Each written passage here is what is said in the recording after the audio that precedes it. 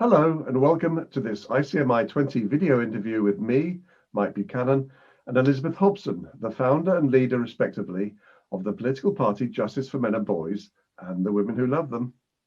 Our guest today is a hero to everyone in the global men's rights movement, Philip Davies MP. Now, Philip has been a huge fan of horse racing since he was a boy. And in his honour, I'm now going to change the image behind me to one of some bricklayers enjoying a day off work at the Epsom Derby.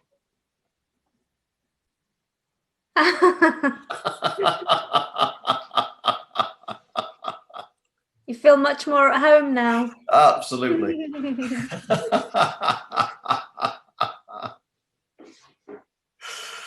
Brilliant.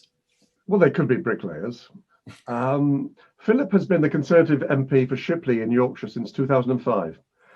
In one recent general election, beating Sophie Walker, the leader of the Women's Equality Party, so decisively that she lost her deposit.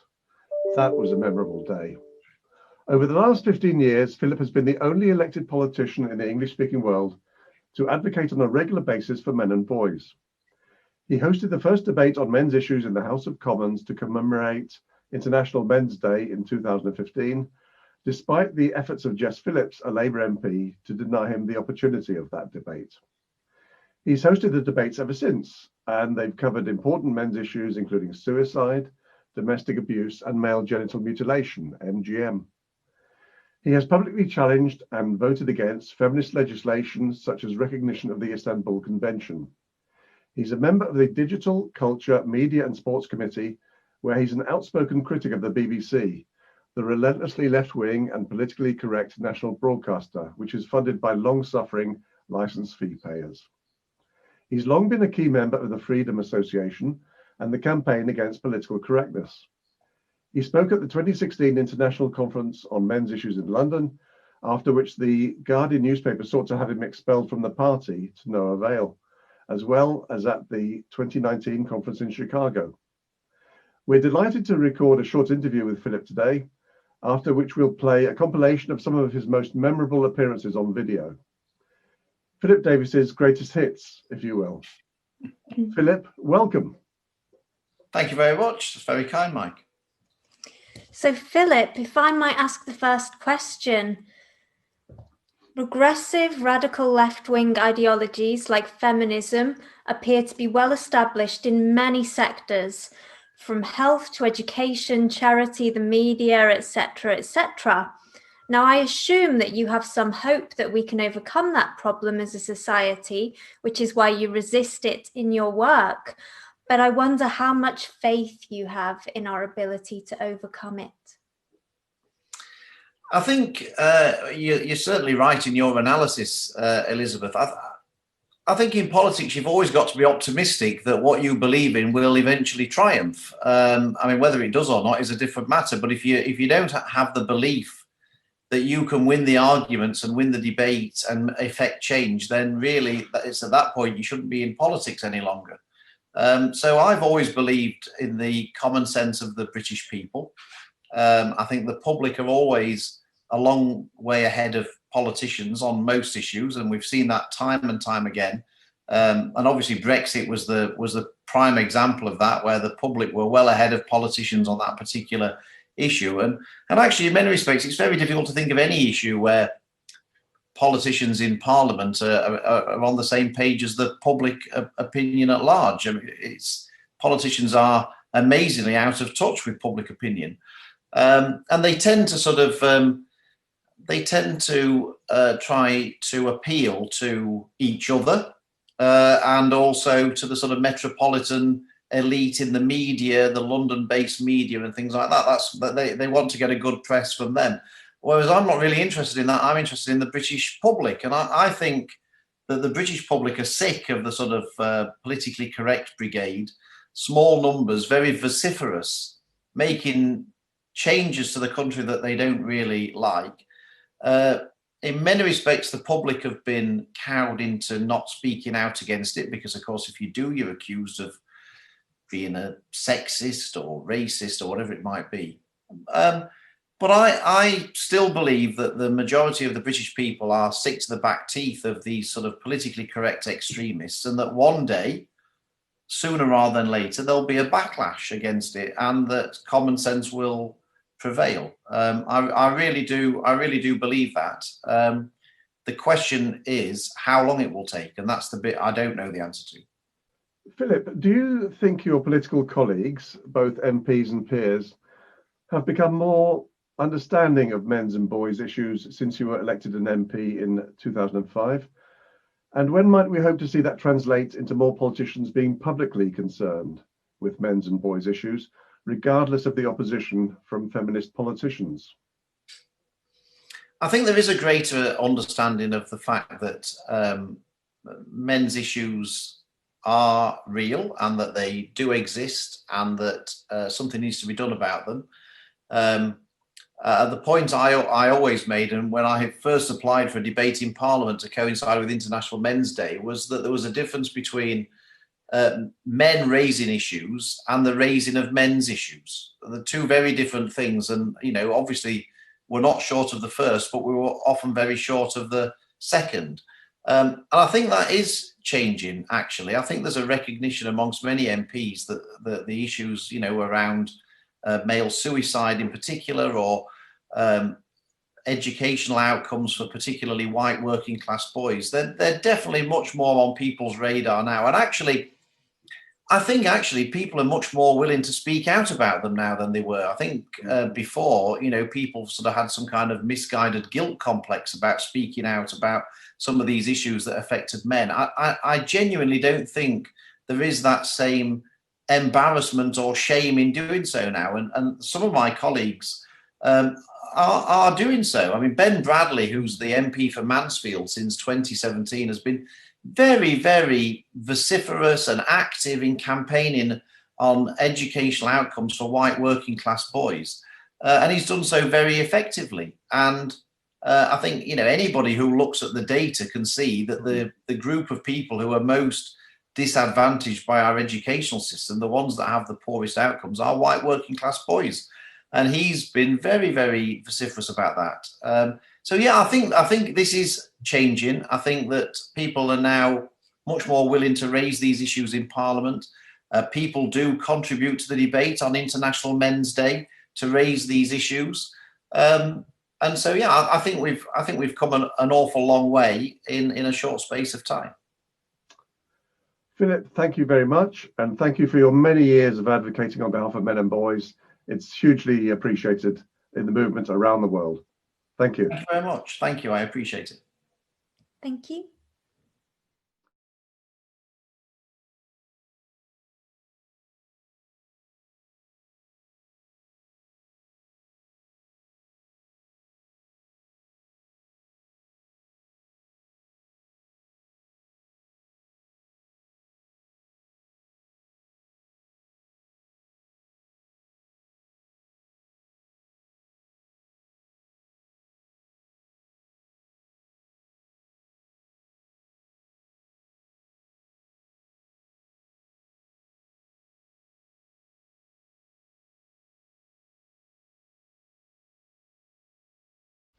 Thank you very much, Mrs. Osborne, and I'm very grateful for the opportunity of being able to bring this debate to the House today. One of the starkest examples of just how politically correct this country has become is over the issue of women in the justice system, and more specifically for this debate, women in prison and in courts. Just about 5% of the prison population at any one time in recent history has been female, the other 95% male. Yet so much time, effort, concentration and browbeating has taken place over this very small number of women in prison. There are countless groups and organisations calling for this number to be reduced. There are far too many politicians, male as well as female, willing to trot out politically correct nonsense on the subject, repeating facts that don't bear any scrutiny at all. And there are far too many calls for something to be done, a problem that by anybody's standards it's hard to see exists based on the actual evidence. Let's just imagine for one moment that the male population in prison represented just 5% of the total, and that women made up the remaining 95% of the total. Would there be an outcry on behalf of these men at the expense of the women? Of course not. There's absolutely no chance on earth that this would happen. So why is there all of this concern over 5% of the prison population?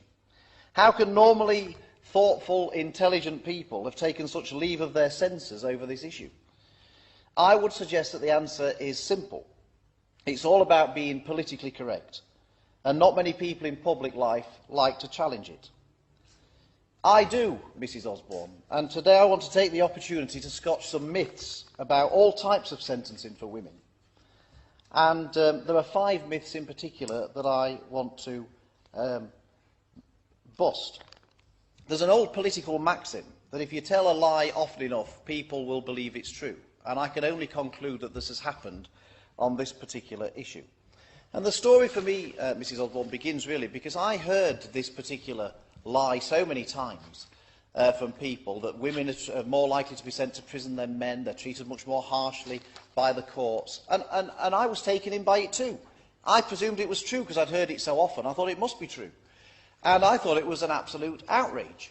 And it prompted me, I was so outraged by this inequality in sentencing that I decided to do some research into it. And as many people know, I spend an awful lot of time researching matters to do with prisons and sentencing and justice. And I wanted to get to the bottom of why women were being treated so badly. So imagine my surprise when, having looked upon all the evidence, it wasn't that women are treated more harshly by courts when it comes to sentencing them. The absolutely unequivocal evidence is that, on the contrary, women are actually treated far, far more favourably by the courts when it comes to sentencing than men. And there are 5 particular myths that I want to expose today. The first myth is quite a simple one. The myth is that women are very likely to be sent to prison and are more likely than men to be given a custodial sentence. Mrs Osborne, this is quite simply untrue. Everyone I've spoken to who is involved with the justice system confirms anecdotally that this is not the case. But let's not just take their word for it, let's look at the facts. I asked the House of Commons Library to provide the evidence that more women were being sent to prison than men, as I'd been told was the case. Not only did they not provide this information, they confirmed that the exact opposite is in fact true.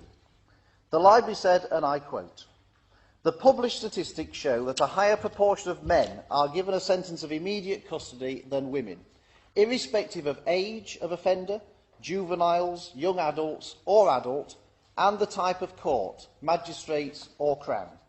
This has been the case in each year between 1999 and 2009, for which the figures they looked at. For each offence group, a higher proportion of males are sentenced to custody than females. In 2009, 58% of male offenders who entered a guilty plea for an indictable offence were given an immediate custodial sentence, compared to just 34% of women. For each offence group, of course I'll give way. I thank the honourable gentleman for giving way. Could he clarify whether the information he received from the House of Commons Library also looked at statistics by type of offence? Yes, absolutely. They look at every category of offence. And for every single category of offence, women are less likely to be sent to prison than men. I'll give way. I'm very grateful to the honourable gentleman. I congratulate him on this important debate, and I hope that at the end of it we certainly will have made sure that we're not peddling myths but facts. Would he like to comment on the fact that whilst 70% of men are in prison for a non-violent offence, 81% of women are? Doesn't that suggest that while some statistics may favour women, that one most certainly doesn't? No, it certainly doesn't mean that at all. The figures that the Honourable Lady quotes, and that these groups are often fond of quoting, actually goes to show the exact opposite of what they think it shows. It actually goes to show that actually women are treated more favourably by the courts than men. But I'll give the detail to her. If she'll let me continue with the speech, it will become self-evident to her, I hope. And if she still has any remaining queries towards the end, I'll happily give way to her again if these figures don't make any sense. But I'm sure even to the Honourable Lady these figures will make perfect sense. I will continue with the quote from the House of Commons Library, if I may, Mrs Osborne.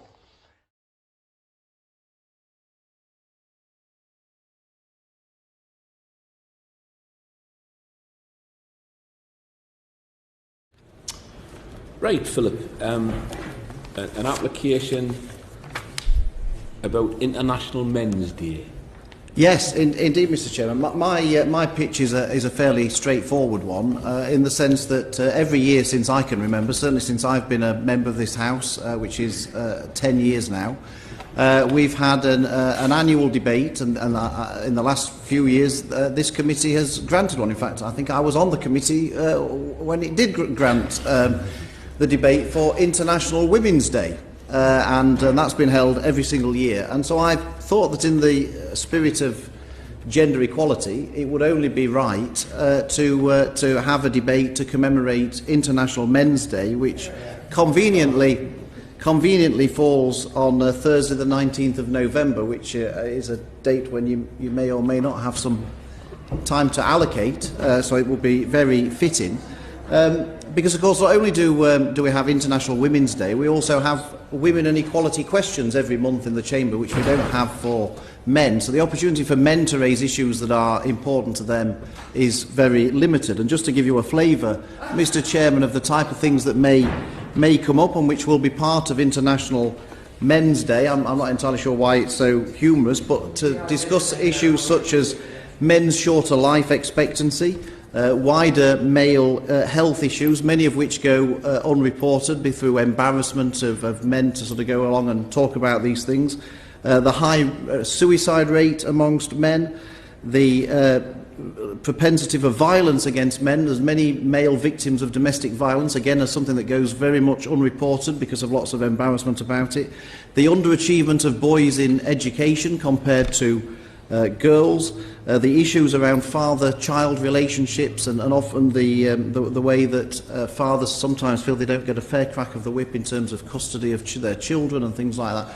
These are all issues that affect an awful lot of people around the country, whether people agree with some people's views or not. I think it's important that the House of Commons debates these issues. I think people can recognise that they are all very real issues for many people in the country, and so in the spirit of gender equality, given that we have the debate each year on International Women's Day, which I suspect will continue under this committee, I thought it would only be fair that we had an opportunity to debate these issues under the flag of International Men's Day, which is this year on Thursday the 19th of November. Thank you very much. Questions? Jess? You have to excuse me for laughing, that the idea that men don't have the opportunity to ask questions in this place is a frankly laughable thing. As I say, as the only woman on this committee, it seems like every day to me is. Well, I wasn't making, with respect, I wasn't making that point. I wasn't making the point that men don't have an opportunity to ask. I was about men's issues. There's a very big difference between men raising issues and the raising of men's issues. But one could raise men's issues in any single one of the question sessions. So your men's health, absolutely. So prostate cancer, that could be raised in men's questions, couldn't it? Well, Mr. Chairman, I very much look forward to these arguments being deployed when we come to consider a debate on International Women's Day, because exactly the same arguments could be raised for International Women's Day, that women's health issues, that equality issues could be raised in women and equality questions in other forms. So all I ask is for an equal crack of the whip, that if those issues can be raised without having a debate on International Men's Day, then obviously the same issues can apply for when it comes to International Women's Day, but those arguments have never won the day before this committee. I just think that it's worth pointing out the idea that this chamber, that these houses, both of them, in any way reflect gender equality is to me a frankly laughable thing. And so in the fight for equality, I'm not sure the men on this list necessarily have that much to fight for. Bob, please. Yeah, I can empathise with a lot of the issues that you're concerned about. I mean, I think many people would say that people don't talk about testicular cancer or prostate cancer for fear of embarrassment. So that's quite clearly an issue that needs a lot more public debate. My concern is the balance of debate on the list of potential speakers. All men. The fact that they're all men doesn't matter so much. What does matter is that there doesn't seem to be a preponderance of people from across the House, they seem to be concentrated from the Conservative Party. I don't care about men's issues. It's that I'm hoping for parity myself. Hear, hear. I absolutely care about men's issues. And when I've got parity, and when women in these buildings have parity, you can have your debate. Oh, Mr. Chairman, if I can just make the point, and that will take an awfully long time. I'm not requesting a debate on representation within the House of Commons. I'm asking for debates on men's issues, and the list of issues I gave earlier, I would like to think people can recognise are genuine issues and actually are very, very rarely debated in the House of Commons. Very rarely debated in the House of Commons. Right. Well, thank you very much for it. Thank you very much indeed.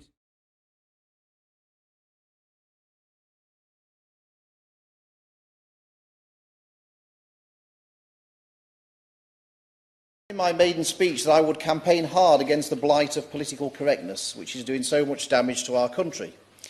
10 years have passed, and I'm still here fighting this battle. Some of the most ludicrous cases of political correctness have reduced, but the more entrenched ones are still well and truly thriving. And one of the main areas where we see the pernicious effects of political correctness is when it comes to the treatment of men and women. And I heard about International Men's Day and decided that it was only right, given that we have a debate each year on International Women's Day, in the interests of gender parity, to try to appeal for time to be given for this debate to commemorate this day. The aims of International Men's Day are admirable. They are to promote positive male role models, not just movie stars and sportsmen, but everyday working class men who are living decent, honest lives, to celebrate men's positive contributions to society, community, family, marriage, childcare and to the environment, to focus on men's health and well-being, social, emotional, physical and spiritual, to highlight discrimination against men in areas of social services, social attitudes and expectations and the law, and to improve gender relations and promote gender equality, and finally to create a safer, better world where people can be safe and grow to reach their full potentials. Of course I will. Can I thank my honourable friend for giving way, and can I commend him for securing this as an important debate? And he's just outlined the importance of International Men's Day. Would he not share my disappointment that this debate should be held on the floor of the House of Commons rather than in the second chamber in Westminster Hall? Well, I'm very grateful to my honourable friend for coming to the debate and also for making that point. And yes, I would have preferred the debate to be in the main chamber, especially given as International Women's Day debate is held there too. But I'm grateful that we've got an opportunity to raise these issues, which we've never done before. So it would be churlish for me to be too critical, given that we've got the time for this debate today. But I want today to be the day that we in this House start to deal with some of the forgotten men's issues and realise why the political correctness which underpins issues relating to the differing treatment of the sexes can be damaging to men. Now, this might sound odd for someone leading a debate on International Men's Day, but in many respects, Mr. Gates, I would rather we did not have to be here to have this debate. Because when you think about it, in so many ways, considering men and women separately, as if they live lives in complete isolation to each other, is ridiculous. Neither group is isolated. Both sexes have mothers and fathers, sisters and brothers, uncles and aunts, grandmothers and grandfathers, sons and daughters, husbands and wives, boyfriends and girlfriends. So for every woman there are related male parties and therefore a vested interest in men's issues. The problem is that in virtually everything we do in this House and debate in this House seems to start with the premise that everything is biased against women and something must be done about it. Never an appreciation that men's issues can be just as important and that men can be just as badly treated in certain areas as women. My honourable friend, the member for Belfast East, supported my request for a debate, and I know he is very sorry that he unfortunately could not be here today to join in.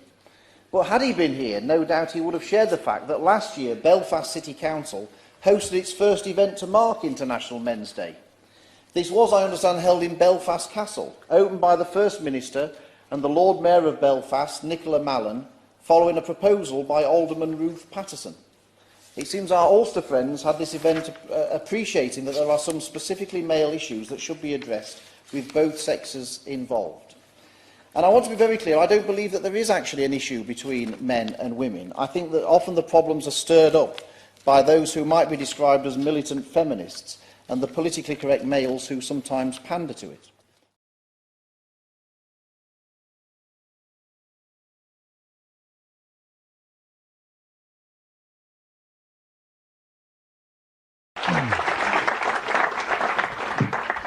Mike, thank you very much indeed for that kind introduction. It's nice to be speaking to an audience where I'm relatively popular. Certainly doesn't happen in the House of Commons very often. I'm here today to talk about the justice gender gap.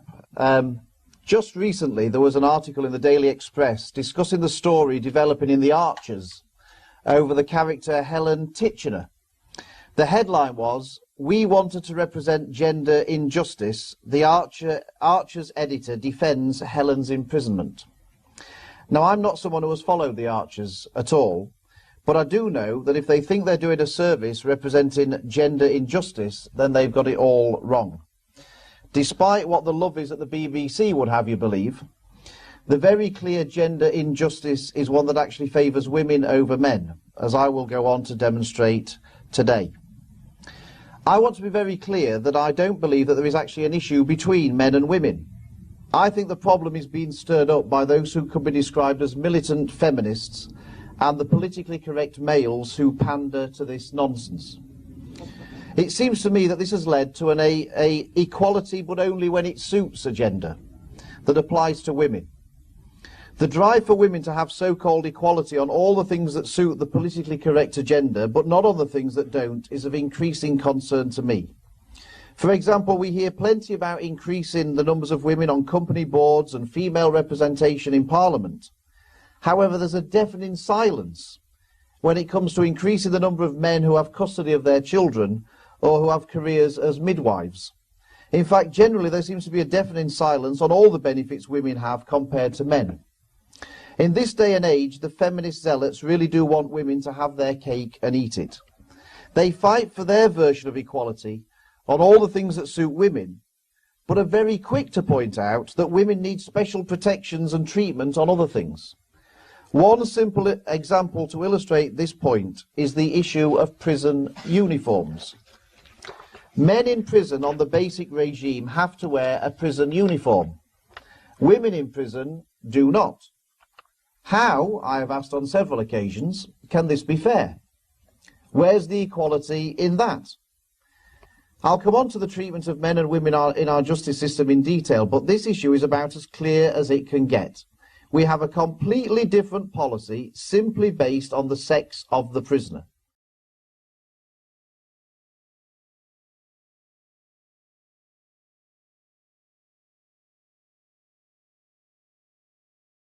This is a bill to require the United Kingdom to ratify the Council of Europe Convention on Preventing and Combating Violence Against Women and Domestic Violence, the Istanbul Convention, and for connected purposes. Now, Mr Deputy Speaker, I don't expect to find much support in this House for some of what I want to put on the record today, although that's quite normal in my experience, but I expect that many people outside of this House are more likely to agree, and we only have to look at the EU referendum to see how out of touch this House is with majority opinion across the country. And this is a typical Friday bill, if I might be able to say that. It basically comes with a worthy sentiment. You know, who can possibly be against trying to stop violence against women? Nobody. I'm not aware of anybody who wants to argue that people should be violent towards women and girls. Of course not. And so, because the title of the bill has about combating violence against women, then it presumes that if as long as you support that premise, then you must support this particular bill. And therefore, if you oppose this bill, it means that you must be in favour, as it follows, of violence against women and children. Now, that's the kind of level of debate I would expect from the morons on Twitter, Mr Deputy Speaker, but I still live in hope that we might actually have better quality debate than that in this House, although my experience is that it doesn't actually get much better normally. But I'm going to live in hope and try again that we can actually have a sensible debate about these matters rather than the level of debate that we get used to on social media. Now, I have a fundamental objection to the whole premise that we only need to deal with violence against women.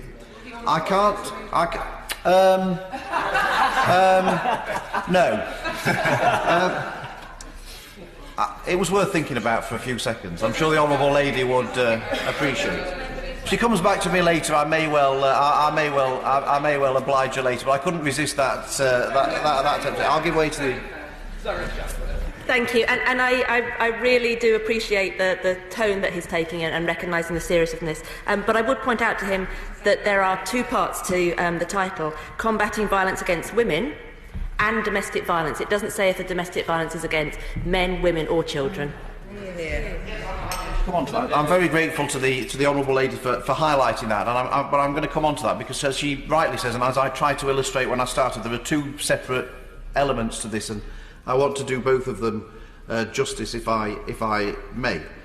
I can't really believe this needs saying, to be honest, but it's rather, I think it's so discriminatory and sexist to say that we should only be focusing on violence against women. And if this was the other way round, Mr. Deputy Speaker, there would be an absolute outcry from people in this House, and rightly so. And rightly so, there will be an absolute outcry about it. Now, I don't take the view that violence against women and girls is somehow worse than violence against men and boys. As far as I'm concerned, all violence is unacceptable, and all violence against the person should be punished by law. Both men and women are victims, and both are perpetrators of these crimes. I believe in true equality and want people to be treated equally when they are a victim of crime and when they're a perpetrator of crime. Will my honourable friend keep going? Yes, I will. He's making a characteristically passionate speech, but would you not want to acknowledge that over the last 20 years, half of the victims of murder who are women are from family members? Only 6% of males who've been murdered are from family members. That is quite a significant discrepancy, and it needs to be acknowledged in this House. Well, I will come on to the discrepancy between male and female, the levels of violence against men and the levels of violence against women. I'll come on to that in due course, Mr. Deputy Speaker, if I may, because it's a point that's very much worth highlighting. So I believe in true equality and want people to be treated equally. At the moment, whether people like it or not, men are treated more harshly than women in the criminal justice system, certainly when it comes to sentencing. And I know that's an inconvenient truth for many people, but it is the truth nevertheless. And on top of that, and this is where it relates to my honourable friend's point, all the evidence shows that men are more likely to be a victim of violent crime than women in this country.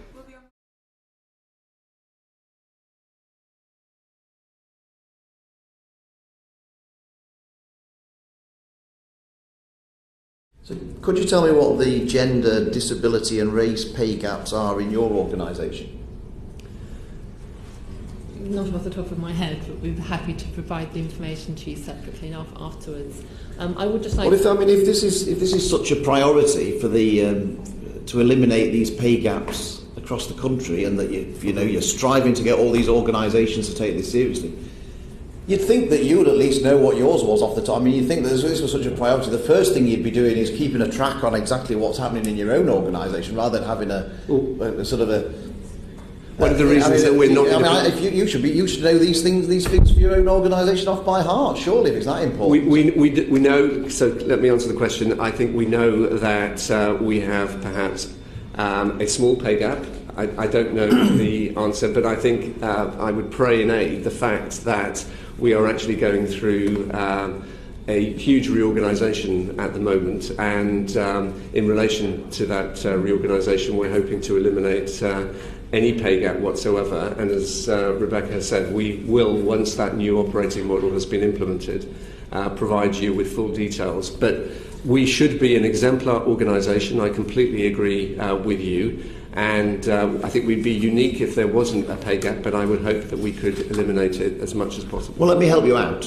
Okay. I mean, I've got the last figures for which I have, which are for March 2015. So I appreciate that we're a bit out of date with the last figures that seem to be available that I've got. But you had a gender pay gap of 1.2% for full-time workers and 6.8% for part-time workers. You had a 13.3% pay gap for disabled people, so you were paying non-disabled people more than you were paying disabled staff. And you had an 8.8% pay gap on race. So my point is, if an organisation like yours, which has got as its top priority to stamp out these pay gaps, if your organisation can't eliminate these pay gaps, how on earth can we expect every other organisation in the country and every other employer in the country to have eliminated these pay gaps? Can I just come back to you on that? And thank you very much. We do actually know corporately, know those figures and have looked at them, despite the fact that I didn't know them off by heart.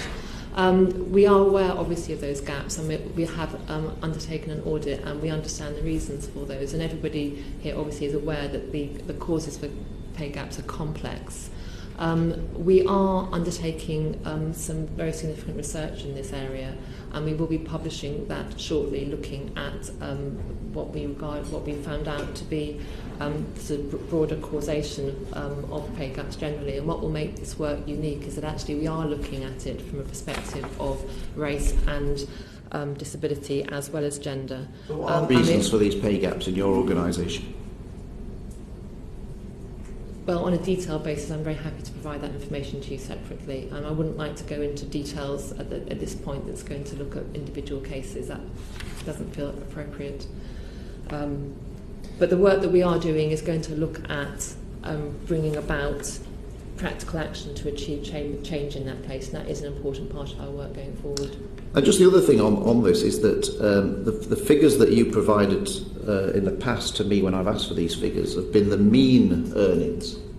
I spoke to the Office of National Statistics about the gender pay gap, and they produce the figures mean and median, but think that median, the ONS think median is much more a much more sensible measure than mean. So why do you produce them in mean when the ONS think that the most meaningful figure is median? I have to say that predates my appointment. I think those are very good challenges which I will take away and look at. I think, as I said right at the start, we are going through a staff reorganisation. Eliminating the pay gap has been one of our considerations, and we clearly need to do better, but we need to be, as I said, an exemplar organisation and eradicate the gap where we can.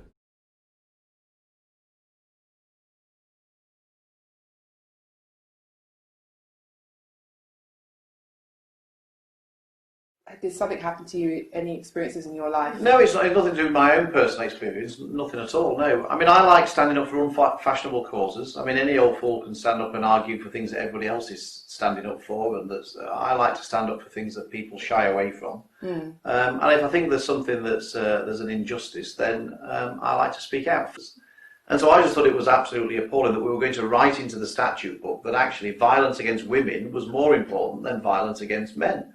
And I can't accept that. No, exactly. I mean, the thing was that they talked about all these other countries that had ratified it, and that's why we should. But not one of the people who advocated it had actually taken the effort to find out what happened in those other countries that had ratified. I was literally the only MP who wrote to every single ambassador of the countries who had ratified it and asked them for the figures. You'd think, wouldn't you, before you in business. If somebody does something and you want to decide whether you should do it too, the first thing you do is say, well, what impact did it have? Did it have a good impact or did it have a bad impact? In politics, that's an irrelevance. And I was the only one who actually bothered to find out, did this make any difference? And the fact of the matter was that quite clearly, if you look at the figures, ratifying the Istanbul Convention doesn't make a blind bit of difference to levels of violence against women or girls. In fact, in some countries like Austria, the violence went through the roof after they ratified the convention. I'm not saying it's because they ratified it, but clearly it makes no difference. Yeah, and it's obvious, isn't it? I mean, if you're concerned about men being violent towards women, particularly in the context of domestic violence, I mean, can you imagine how many men who are about to beat up their wife or partner or whatever it is would say, hold on a minute, I'm not going to do that because I think, if I'm not mistaken, that we've just signed the Istanbul Convention. I mean, it's easier, isn't it? I mean, I must be a fool, really, to sort of stand up and say these things. My life would be much easier if I just sort of sat and didn't say anything and let them just carry on with it and you know, it would make my life a lot easier, wouldn't it? And that's what everyone else thinks. They think, well, why would I? Why bother? You know, I'll just anything for an easy life. Look, my great grandma was a suffragette. Mm-hmm. My grandma was called Sylvia after Sylvia Pankhurst. Mm-hmm. You know, so I think for lots of people, where feminism started was in a noble pursuit for genuine equality. Mm-hmm. And there's no doubt in my mind that in the past women have been discriminated against in certain areas, and that's now, to me, the solution is to remove the discrimination. Unfortunately, for many sort of modern day feminism, it's about reversing the discrimination, and that's where the problem is. So the thing is, when you say, well, you know, do you believe in feminism? It's a difficult question to answer, because it depends. You get different people in the room, they'll all have different versions of what that means. For some people, that genuinely means gender equality. Those people who sort of call themselves feminists are much more militant in their feminism, in a way that's completely at odds with the vast majority of the public and the vast majority of women.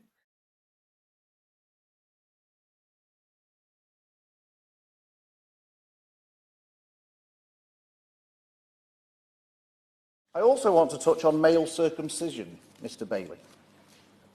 Male genital mutilation. According to a barrister's opinion, carrying out circumcision on males where there is no medical need, non-therapeutic circumcision, is a crime under the Offences Against the Person Act 1861, being at least actual bodily harm, if not grievous bodily harm. In 1983, Lord Hailsham, the then Lord Chancellor, said of female genital mutilation, in the case of a minor under the age of 18, there is no possibility that consent is any defence at all. A minor under the age of 16 is not able to consent to the commission upon her of a criminal assault. Neither parental consent nor the consent of the minor would be any defence at all. And if the parents did such a thing, or instigated such a thing, or participated in such a thing, it would only render them liable to criminal penalties too. When I put it to the government in 2016 that female genital mutilation was already illegal before specific laws were introduced on the subject, they agreed that it was. When I then put the position regarding boys to them, they took a different line. They quoted Sir James Mumby as the President of the Family Division of the High Court in a case in January 2015 as saying, whereas it can never be reasonable parenting to inflict any form of FGM on a child, the position is quite different with male circumcision. Society and the law, including family law, are prepared to tolerate non-therapeutic male circumcision performed for religious or even for purely cultural or conventional reasons, while no longer being willing to tolerate FGM in any of its forms. As the former barrister I mentioned earlier also said, it would require a parliamentary override for male circumcision to be legal, and that has never existed. No exemptions to the law of the land are permissible for religious or cultural reasons.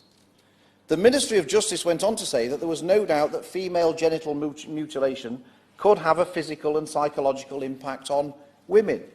They also said that some girls die as a result of the procedure. Absolutely right, too, Mr. Bailey.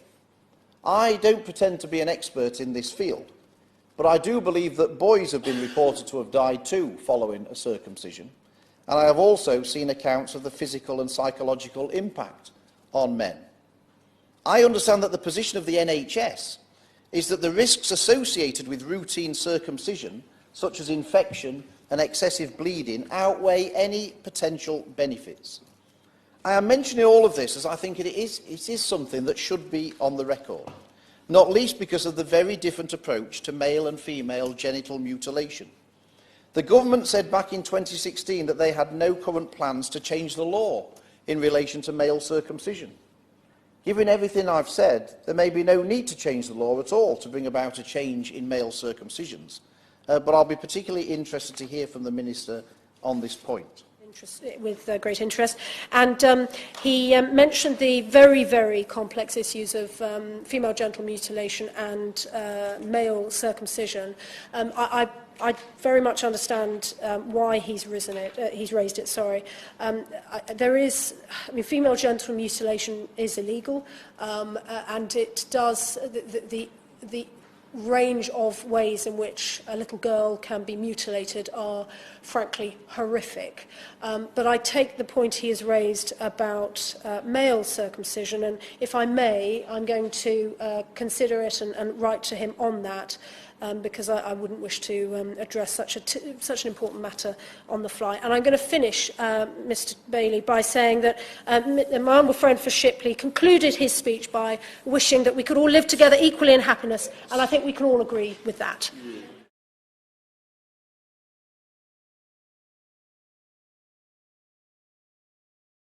Can't you see it too? There's an elephant in the room.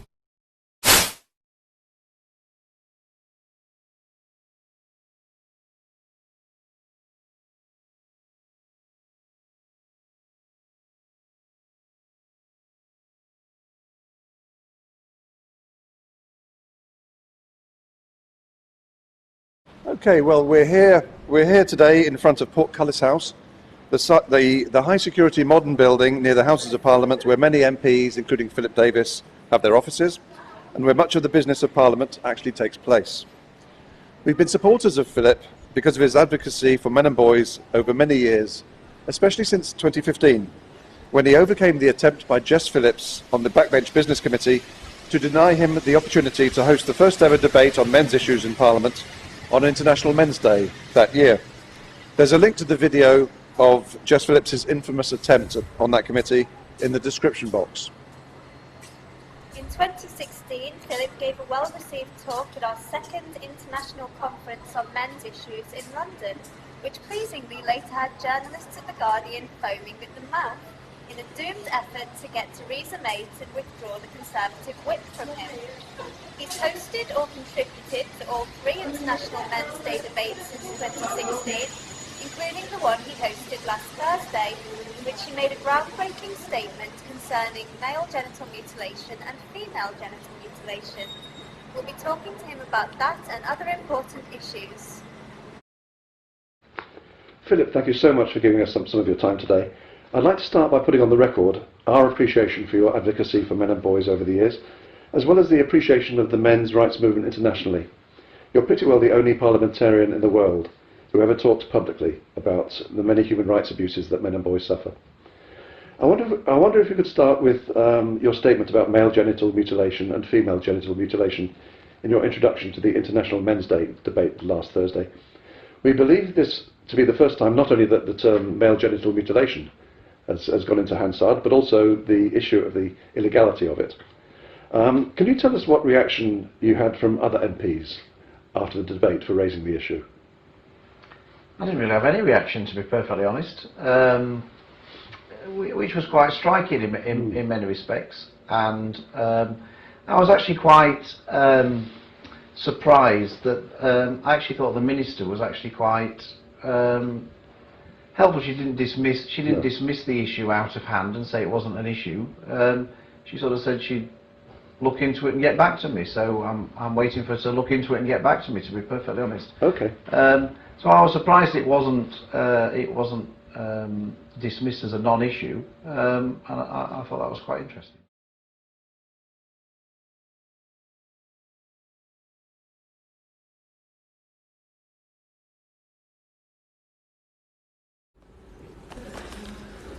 How many times have you been in breach of the Equality Act at the EHRC?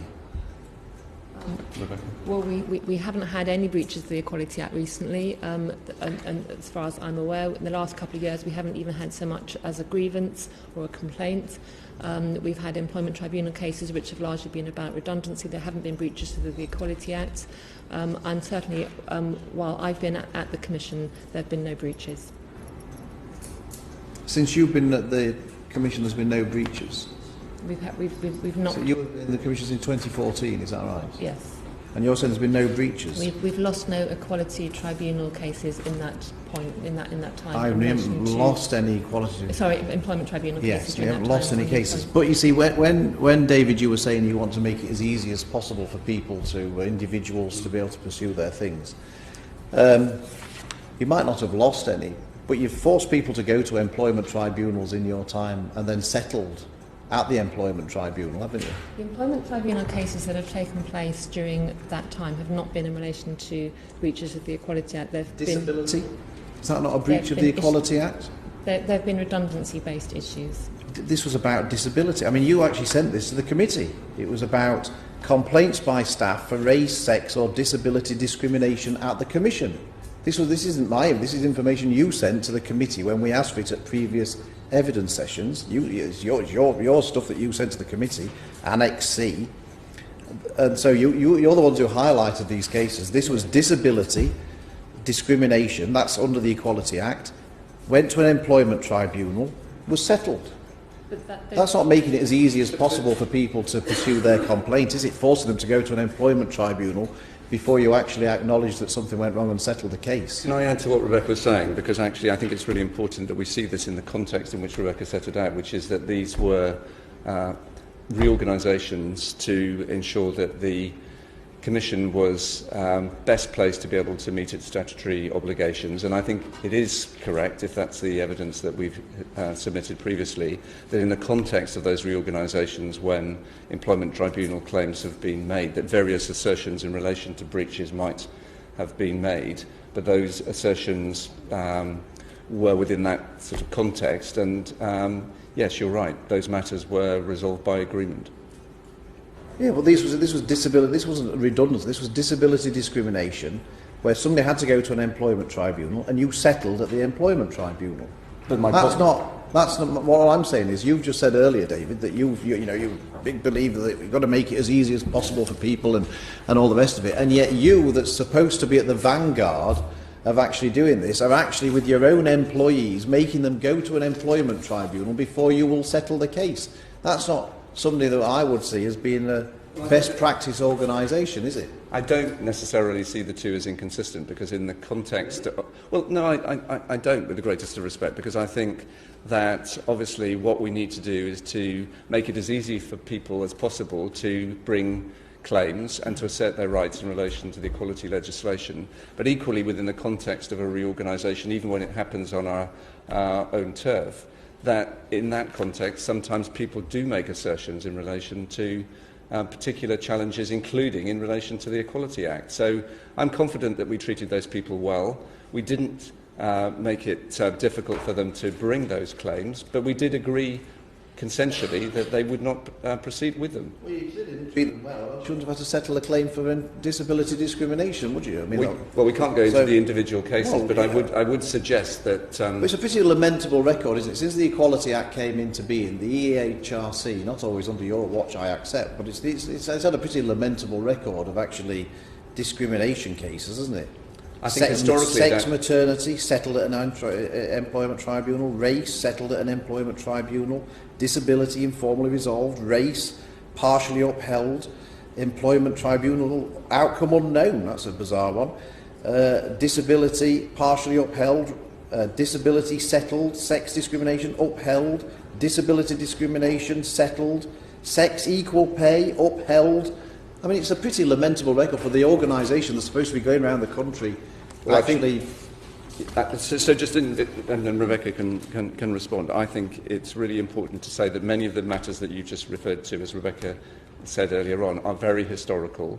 On our watch, there were two reorganisations which were introduced as a result of cuts, and us endeavouring to streamline the organisation to be more impactful, as we've presented to the committee historically. We can never make it... we can't legislate for how our staff respond to those particular situations, and they do, unfortunately, make assertions and have made assertions as part of the claims that they have brought. But I take it very seriously. We haven't done anything to make it difficult for those individuals to assert their claims, but actually many lawyers will know that in relation to those reorganisations, many claims are asserted. I'm not saying that they weren't valid, but actually we take them very seriously and do our best to resolve them. Or would you accept that if you're going to go around taking other people to task, you've got to raise your own game a bit first in your own organisation? Sure. I'm confident that we have raised our game and that those are historical matters. But Rebecca, was there anything I think else? you pretty much said what I was going to say, but we do take it very seriously. And in relation to all the matters that happened on mine and David's watch, we were scrupulous about going over the process and ensuring that fairness had been administered both at an operational level, and obviously there were appeals to the board which were considered very seriously. And we were absolutely clear that we had to follow best practice.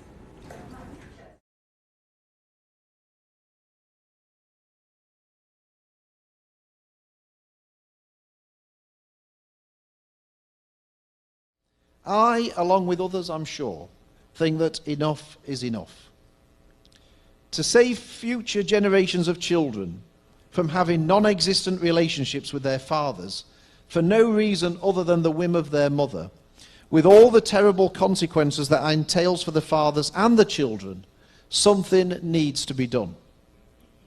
In Britain, we currently have a domestic abuse bill going through Parliament. I'm going to try to table an amendment to this bill when it comes before the House of Commons to amend the definition of domestic abuse. I want the definition of domestic abuse to include cases where one parent deliberately denies the other parent contact for no good reason at all.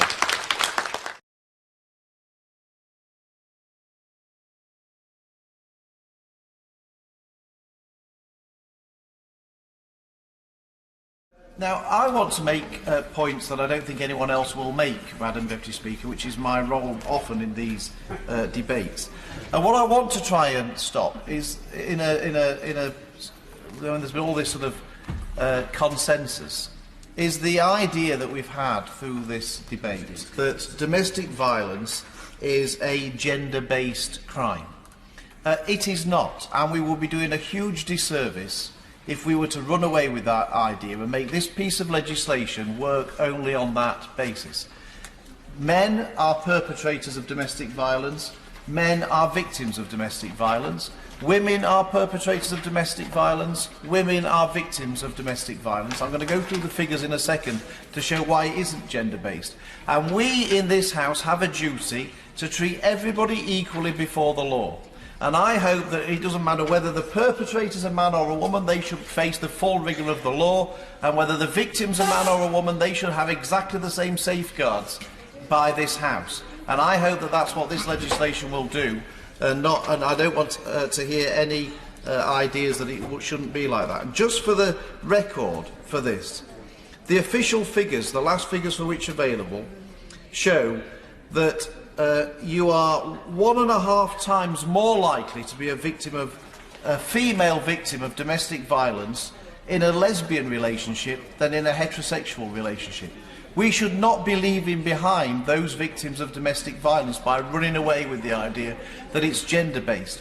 Men are just as likely, 5.1% of men reported being victims of a non-sexual partner abuse with a male partner, which is exactly the same level as women have with a male partner. Men are just as likely to abuse a male partner as they are a female partner. So let's not say this isn't gender-based violence.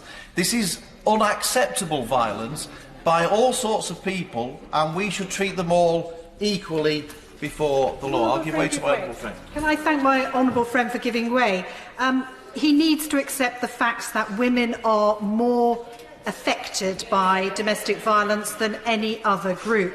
Would he not agree with the recommendation of the Joint Committee that rather than putting it on the face of the bill, perhaps for some of the reasons that he's talking about, but that we actually take the approach the government has accepted, that we have statutory guidance to make sure that those who are commissioning services are really clear of the need to reflect the needs of women in the services they provide? Well, I want all victims to get the services that they need. We've just been hearing on our Women and Equality Select Committee the instances, the male victims of domestic violence. We heard very moving accounts of that recently. We all want to make sure that they get the services that they require too. This isn't about either or. I want to see everybody who is a victim of domestic violence get the treatment and support that they need, and I don't care whether that's a man or a woman, and neither should we in this House. We should want to provide those facilities and services for everybody, whether that's someone who's in a majority category or a minority category is irrelevant. There are two things, Madam Deputy Speaker, having got that on the record, there are two things that I would like, there's much in this bill that I support, and there's some things that I would like to see added to it. And I just want to mention the two things in the time available that I would like to see added to it. One of the things that I've been increasingly troubled by in recent years is the levels of parental alienation, where one parent tries to turn the other parent against the children against the other parents. They use the child as a weapon in their dispute. And this is a growing phenomenon that I certainly see in my surgeries, but also which is well documented. Now, quite clearly, in some cases, particularly where there is domestic violence taking place, it's quite right that the parent is removed from the family and the whole family, and I'm a hardliner on crime, as most people I think know, and I would treat perpetrators of domestic violence much more severely in the courts than they are at the moment. But I think that where there is no good reason for a parent to remove the contact of that child from the other parent, I think that parental alienation should in itself be seen as a form of domestic abuse. Because one thing that has come out during this debate, quite rightly, is that the people who are the biggest victims of domestic abuse often are the children. And I think that when a child is deliberately turned against another of the other parent for no good reason, that should be included in the definition of domestic abuse. The other thing that I think should be included, and I hope that the Minister will consider this. I'm surprised the SNP don't think that that's a particular problem, but that's a matter for them to explain.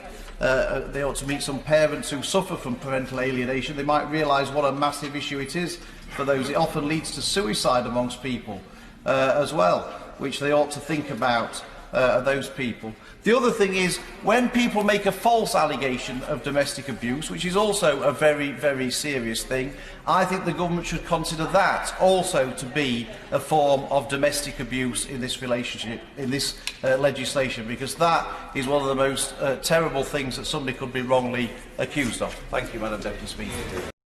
Can't you see it too? There's an elephant in the room.